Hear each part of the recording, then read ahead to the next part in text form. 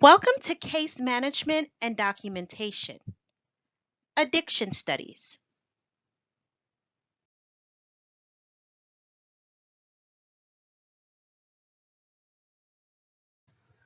Hi, I'm Shar Washington, and I'll be discussing this week's readings with you.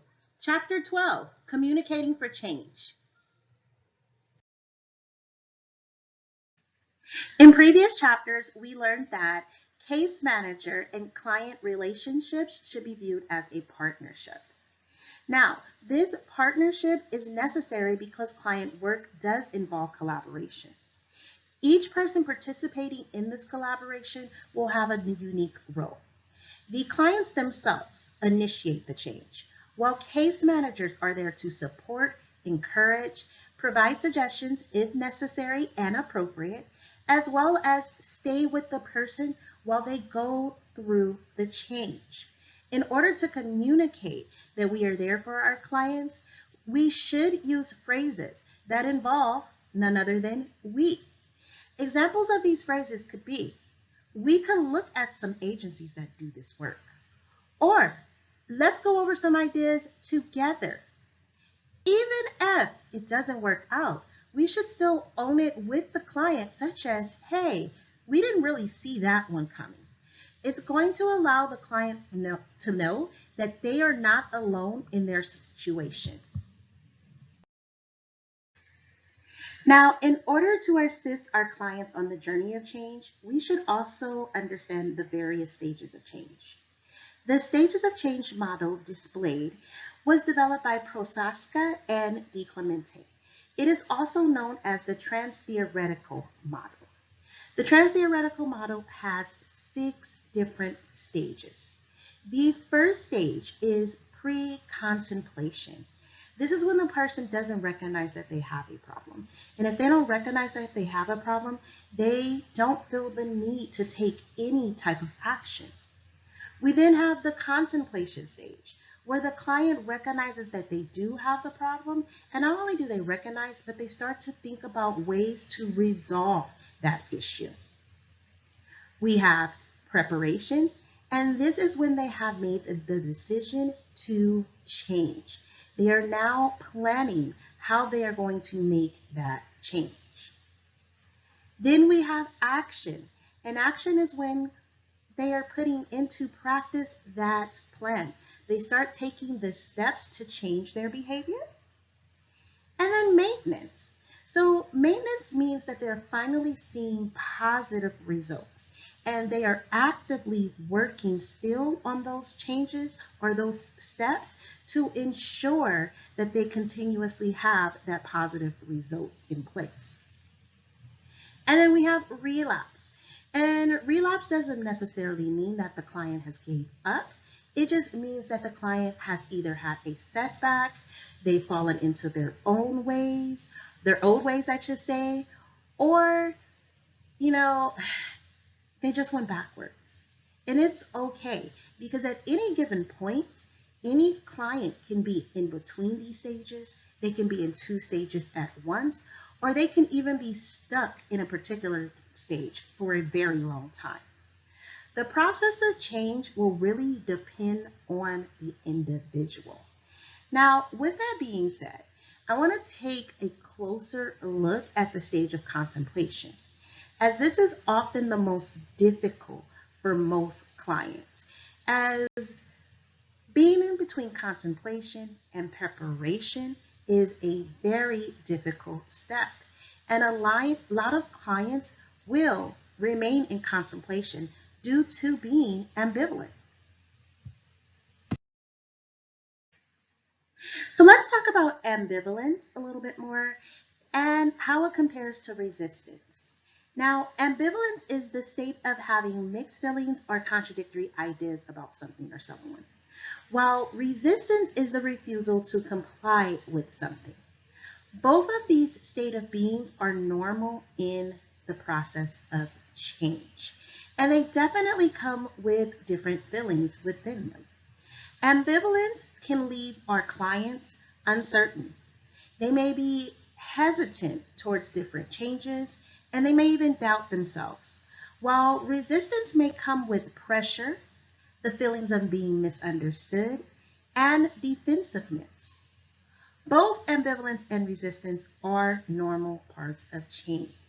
However, they can also keep our clients in the contemplation stage, preventing them from going through preparation, action, or maintenance. And they can also happen within those stages at any time. Now, because ambivalence is a normal part of change, as human case managers, we must accept the ambivalence.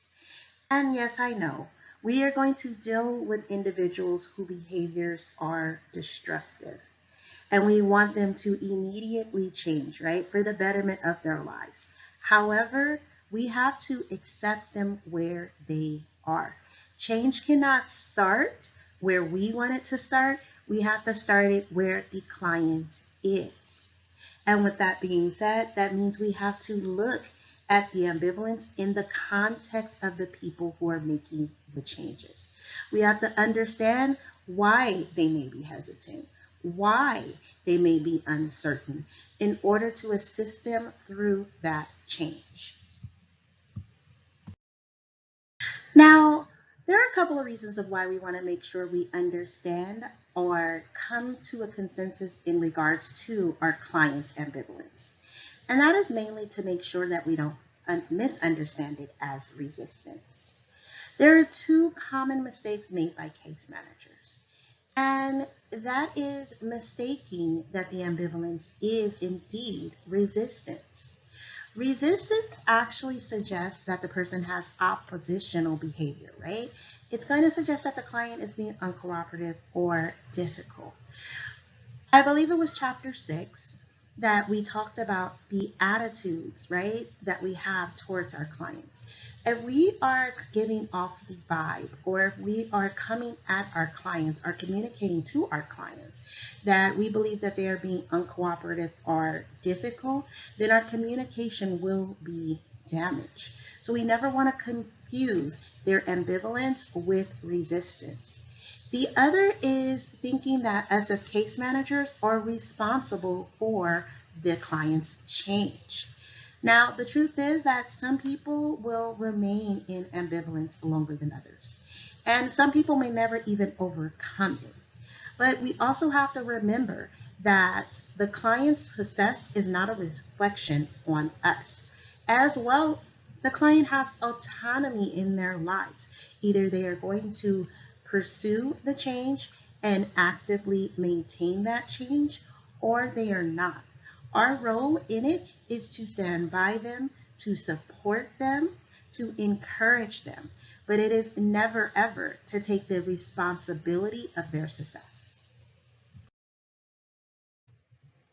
Now, whether the client is being ambivalent or resistant, there are some things that we can do to kind of get the client back on track, or things we can do when the plan is not working out.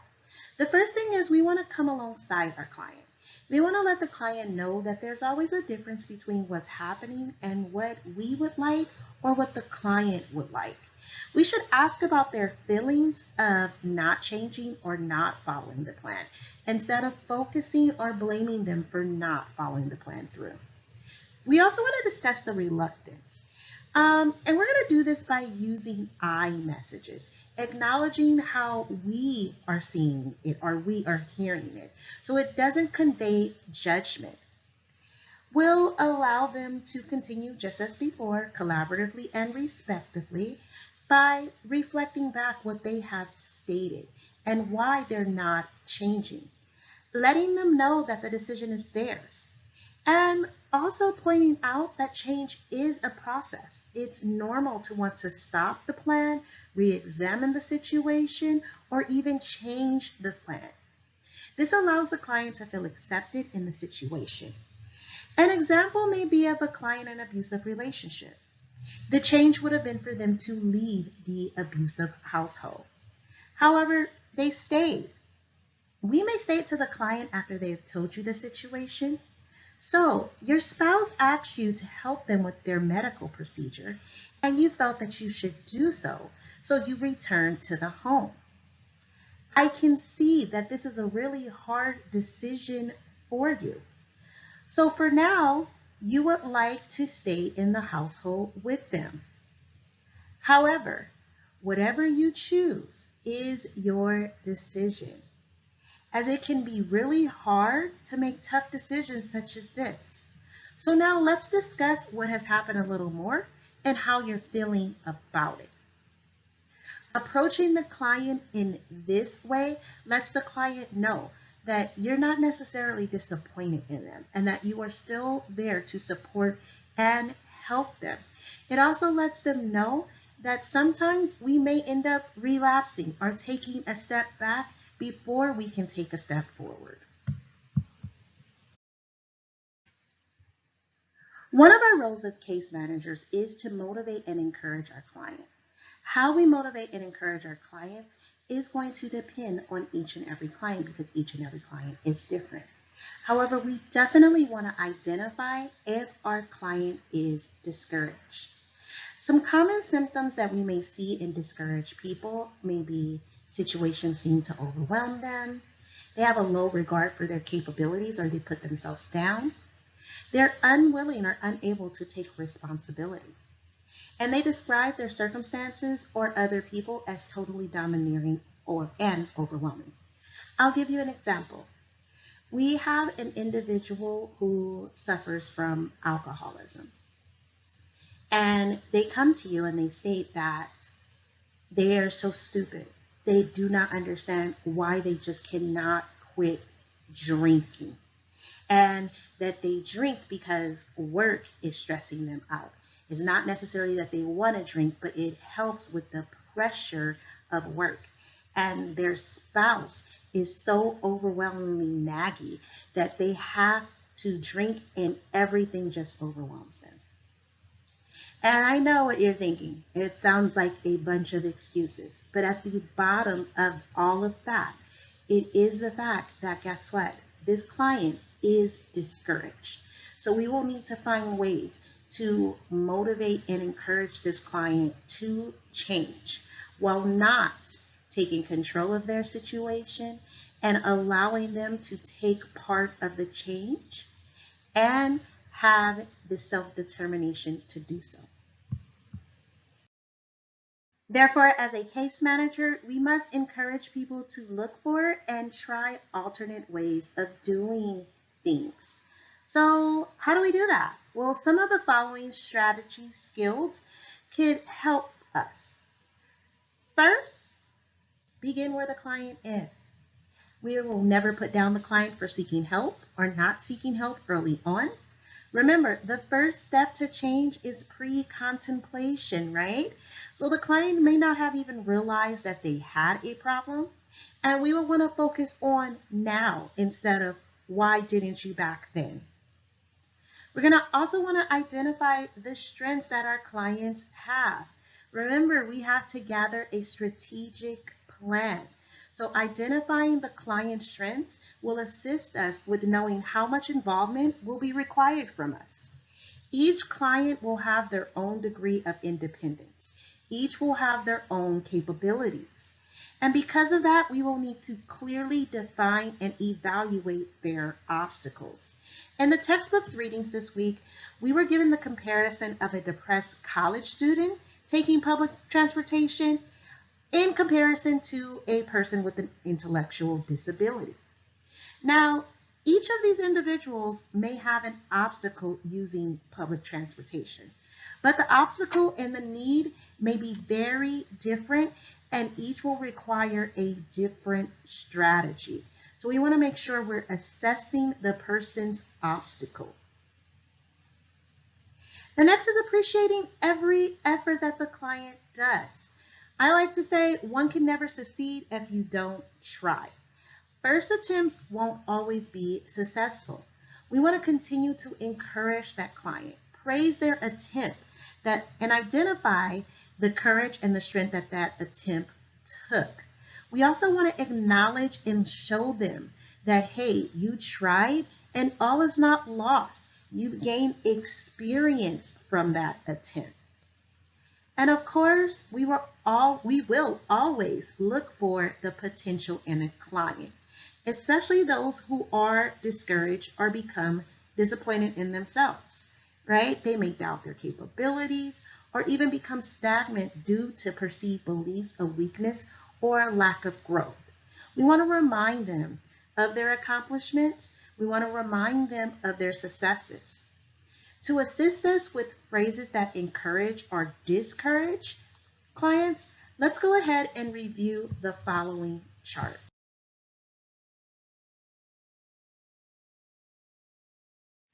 So the following chart does show us the difference between a couple of phrases or actions that an encourager would do and phrases or actions that the discourager would do. So the encourager is always going to have a you can do it attitude by saying you can, while the discourager will be a naysayer. They will say that no, you can't do that. The encourager, as stated before, will start where the client is, right? The discourager of a case manager wants the client to start where the case manager is. And remember, that means that this case manager came in with a plan of their own. We should not do that. We always want to collaborate with our clients to establish a plan together. The encourager will work at the client's pace. They will recognize the change stages, right? The stages of change, and they will know that the client can be anywhere within those changes. Well, where a discourager will want the client to work at the case manager's pace. The encourager will help people do their best, while the discourager wants people to compete. We will always believe people are capable, recognizing their potential. That is the encourager's role. While the discourager will believe that they as case managers are more capable, meaning the case manager is a know-it-all. We know what to do and you have to follow these rules. The encourager talks directly to people. The discourager talks down to people. The encourager is supportive of others, while the discourager is critical of others. Those two items are very, very important. Remember, in order to collaborate with the client needs to know that we are not judging them. We are not trying to take control of them. We are there in a supportive role. The encourager is enthusiastic about others' potentials, while the discourager has unrealistic expectations for other people. The encourager lets people develop their own personal standards, and the discourager sets personal standards for people. Once again, the client has autonomy. The client has autonomy, and we need to be teaching our clients self-determination. Their issues and the resolution to their issues are within their own hands. The encourager sees resources and strengths in people, while the discourager sees people as mainly weak and incompetent. The encourager is interested in the smallest accomplishments, while the discourager is only interested in the smallest mistakes. People are not weak. People are not incompetent. We all have our own special capabilities as well as our own special talents. We will need to recognize these resources and strengths in people and be interested in even the littlest accomplishments that they do. And lastly, the encourager believes people can change, while the discourager believes people never change. Now, throughout this lecture, I've said self-determination a couple of times, but let's define what self-determination means in this context. Self-determination means that it is to the extent the individual is able, that they drive their recovery or change process. And this means that the client has autonomy within their recovery or change process. It is their right to direct their care and determine what elements will go into their service plan, and to the extent available, because everyone may or may not be capable of driving their own plan completely, but they will have a freedom to choose what is best for them. and that is the authority to develop meaningful plans directed towards their own recovery. Now, although that our clients must have some part of self-determination if they are capable to, and we end up becoming the support, encouragers, and motivators with them through change, there is another tool that we can use also to assist them in change, and that is peer support. So peer support has become a significant part of a person's recovery. And this is because it diminishes the feeling of being alone with one's problems. Their peer support counselor or their peer counselor is someone who's actually been where they have been, right? They have the ability to understand them, I would say, more so than we actually can if we have not been through that situation. It gives them an idea of that they aren't alone with their problems because their peer has had a similar struggle and as well has recovered and now is making a positive impact. So although we can provide sympathy, empathy, and compassion, their peer support can reduce them feeling alone in the problem. Now, although peer support is a great thing to utilize, we are still case managers. So we will still have the responsibility of assisting our clients through this change. One way we can assist our clients through the change, or at least the discussion and the planning of change, is by using motivational interviewing. So motivational interviewing is evidence-based practice that assists individuals with making positive change. And this is going to be supported by using the person's values and concerns. This is a really great technique to use, especially when the client is a bit ambivalent in regards to the change.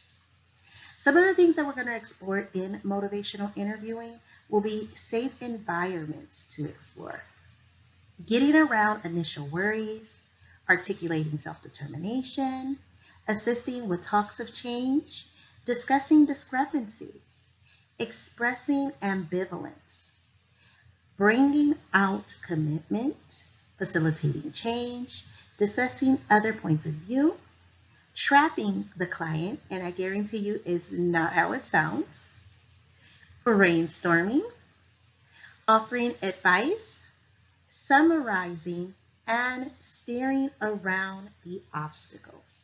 So let's get started.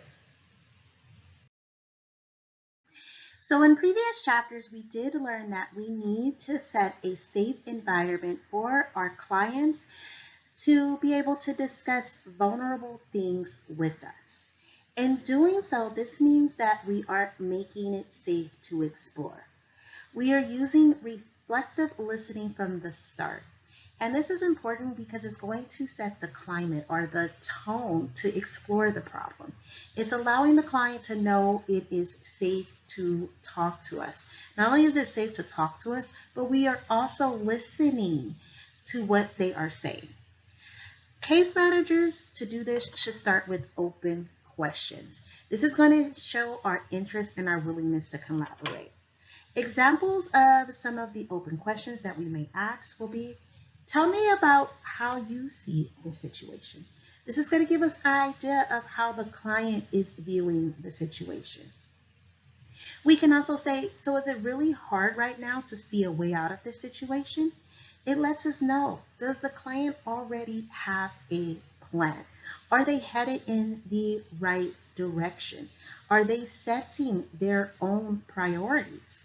And it sounds like you have been battling this issue for a long time. This is going to give us an idea of, is this a priority for the client? How long has the client been here? How long has the client been in the pre-contemplation stage? How long has the client been in the contemplation stage? So open-ended questions are definitely going to give us valuable information.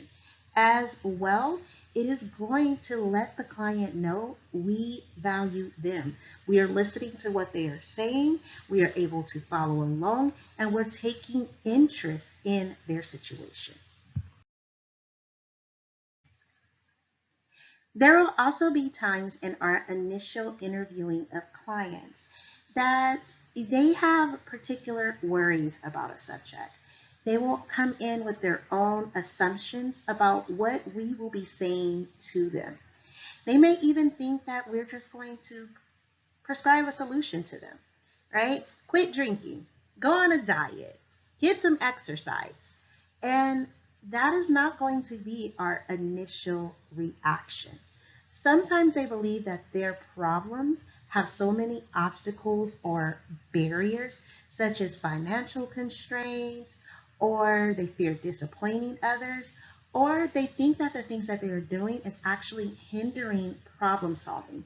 So they're looking for us just to say yes or no and give them a plan. When this happens, we may want to say things to them like, okay, I completely understand what you're saying, but before we start talking about a resolution, help me understand how you feel. Help me understand. Give me a little bit of the background on what has happened. That way we can collaborate in making a decision. A good case manager is always going to appreciate all of the details, not just, hey, here's a problem, I'm giving it to you, solve it. No, we want to make sure that we're getting the details and we're getting the facts in order to motivate our clients. In motivational interviewing, we also want to articulate self-determination. There goes that word again, right? So when we're articulating self-determination, we're letting the client know that they have autonomy. And this can be relieving for some clients because they honestly believe that they're going to come to us and we're going to tell them exactly what to do. And of course, we talked about the stages of change earlier, depending on what stage they are in, right? Especially if they're in that pre-contemplation stage or that contemplation stage. They still have ambivalence about it, or they may even have a bit of resistance about it. Having someone tell you exactly what to do is not going to solve that. So they will take an adversarial stance with the case manager. This is going to lead to conflicting preferences. It's going to create tension and, of course, communication barriers in the relationship. And if we want our clients to be successful in their change, we need an open, positive communication with them. However, differences of opinions are going to happen. Therefore, we're going to have to effectively communicate that with the client. This is going to foster an understanding. We don't want to coerce our clients into doing things our way, but we do want to give them the different viewpoints and perspectives in making a decision for themselves or having that personal autonomy, that self-determination. When we effectively communicate with our clients, we do make it safe to explore. We're going to explore around those initial worries. We're going to articulate the self-determination, but we are also going to assist them with talking about change. Now, one thing about change is people will convince themselves that change is absolutely impossible. We as case managers want to make sure that we are not arguing against that stance. Arguing against that stance is going to reinforce the resistance.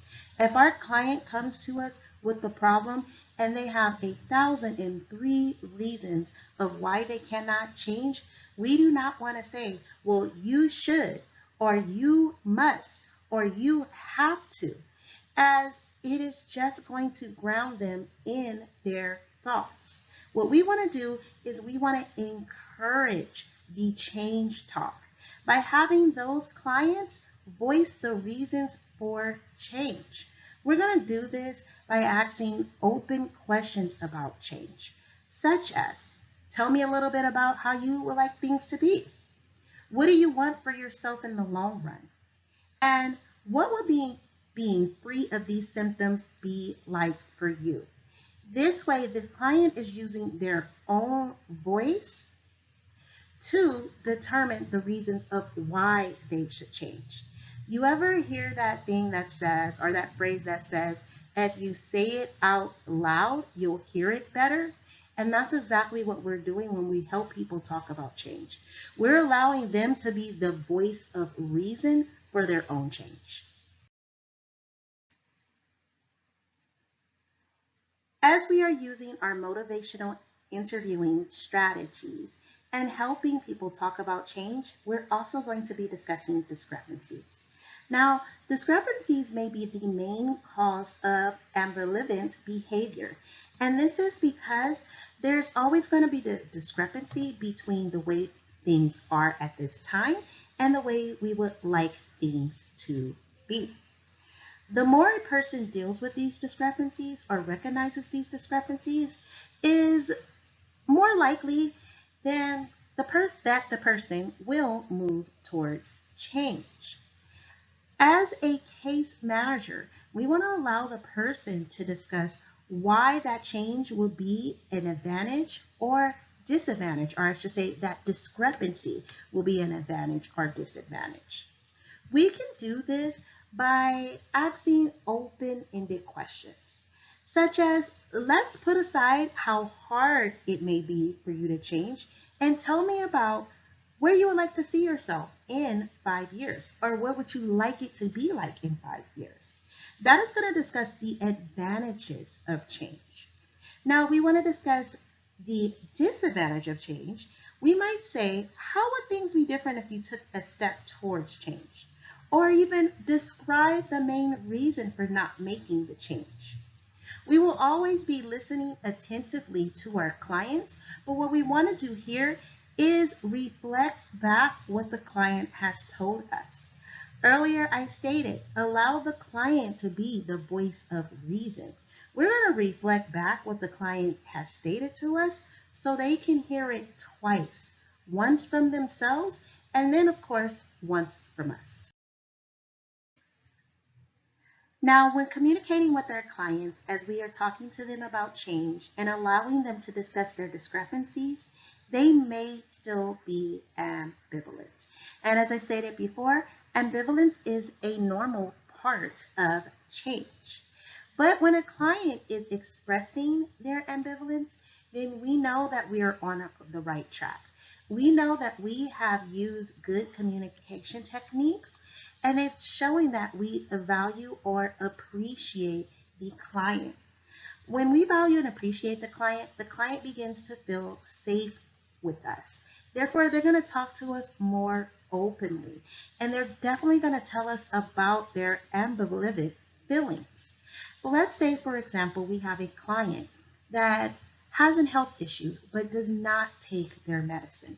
That client may say to us, I'm not sure if I should be taking the medicine, as even though I know the medicine was prescribed by the doctor to make me feel better, the medicine does have some side effects that are going to give me symptoms that I don't currently have. We must reflect back on that client using reflective listening, or in other words, when we listen and restate what the client has just said. So we might state back to the client, so I understand you have concerns in regards to the side effects of the medicine that was prescribed to you, and that may be preventing you from taking it. That is how we're going to reflect back to the person that we are listening. And as well, it is going to give them a sense that we not only have heard them, but we also value what they have said. Earlier, I touched on our clients' strengths as well as their capabilities.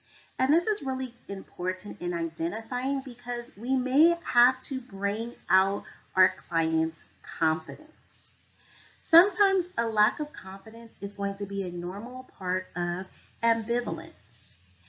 Therefore, we're going to have to ask our clients for expressions of optimism and confidence in their problems as well as their solutions.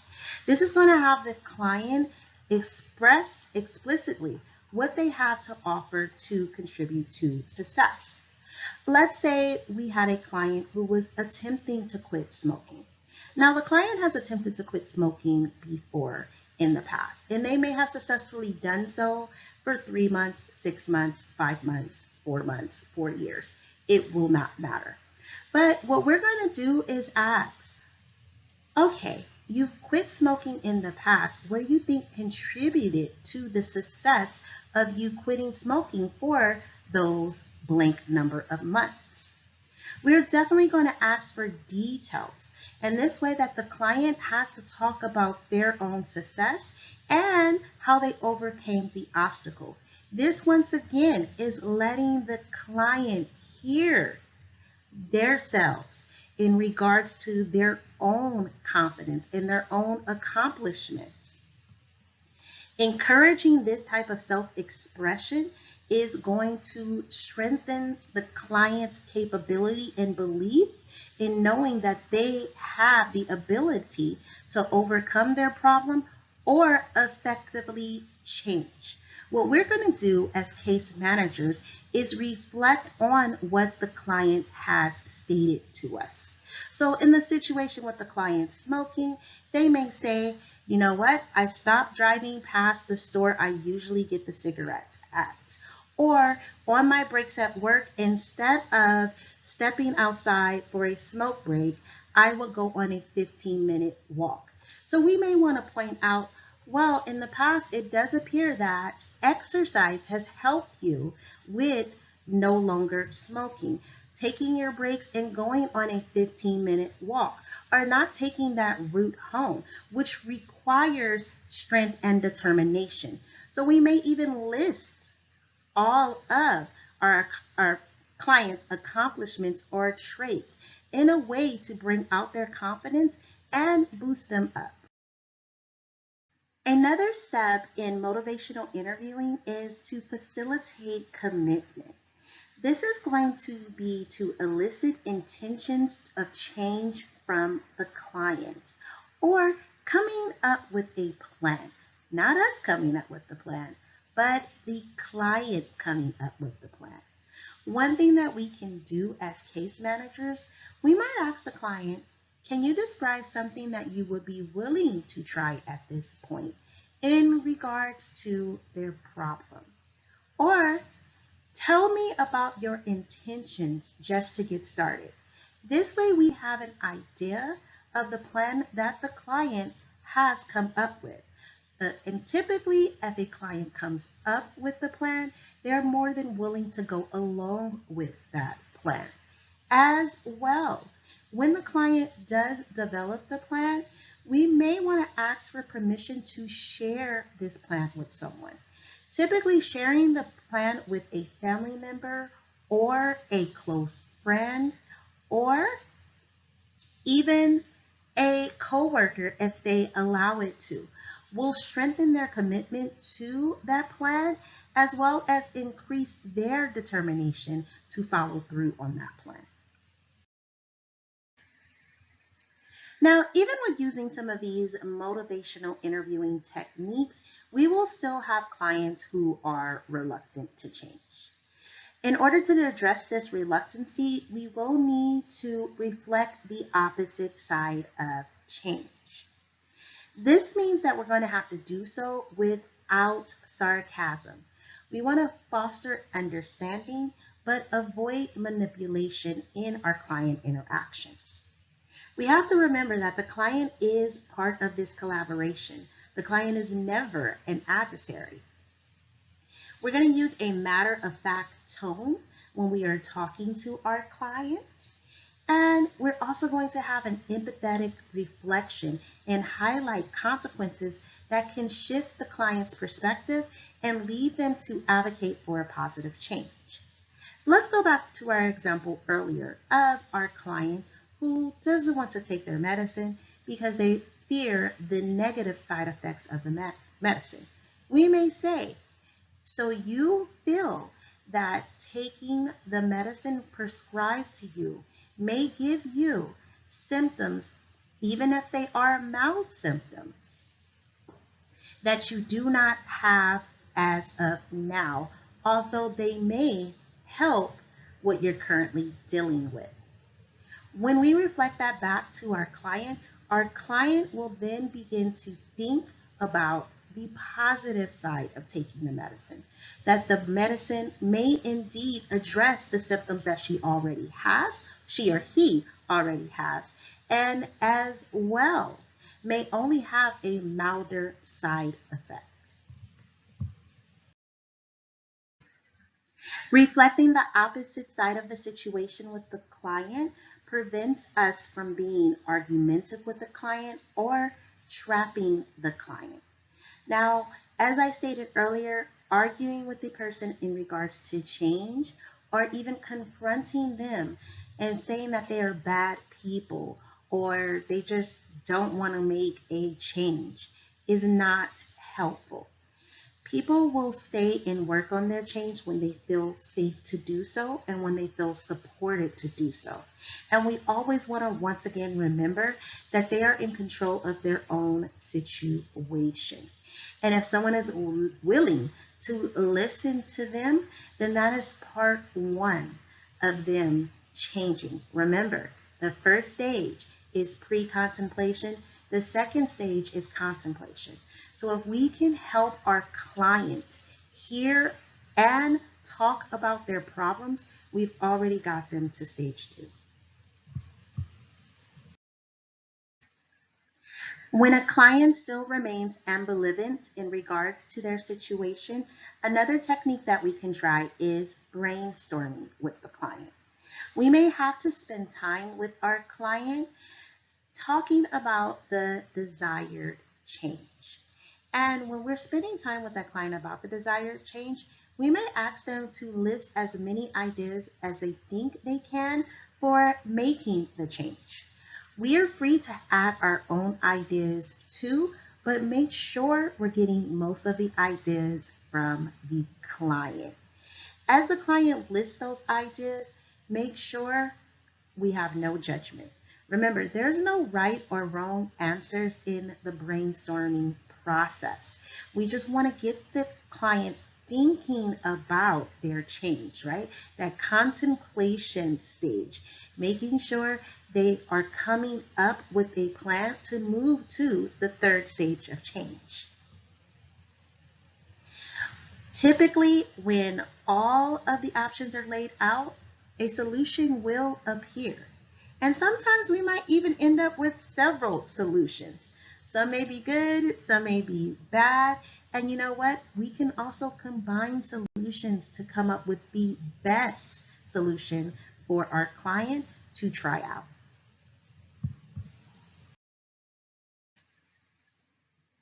So when we are brainstorming with our clients and we offer information or advice, we want to make sure that we've covered all bases before doing so.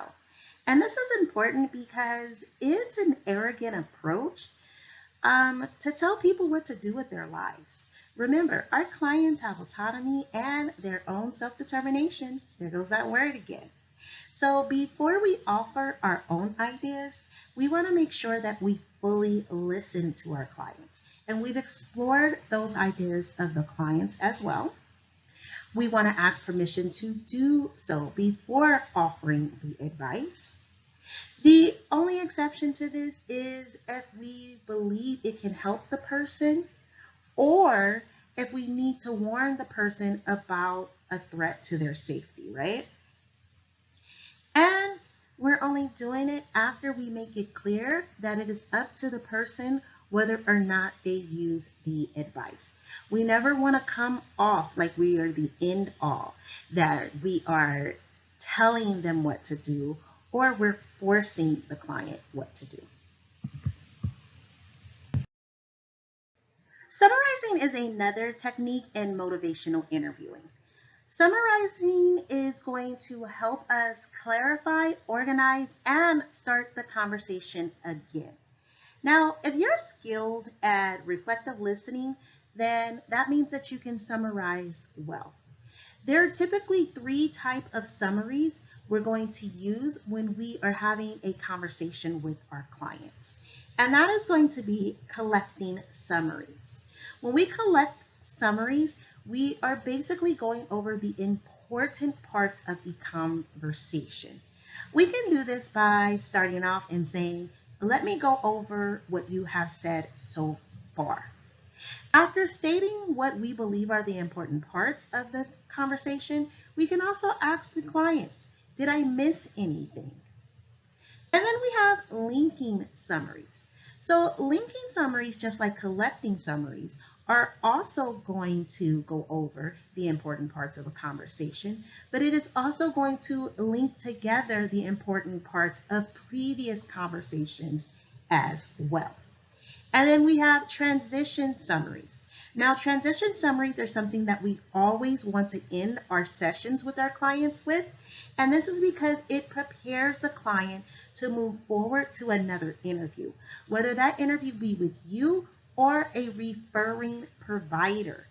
But we want to use these transition summaries as closing, ensuring to the client that we heard them, that we can point out the important parts, and if we have set a plan in action, reminding the client of that plan in action and what they may need to tell the next provider.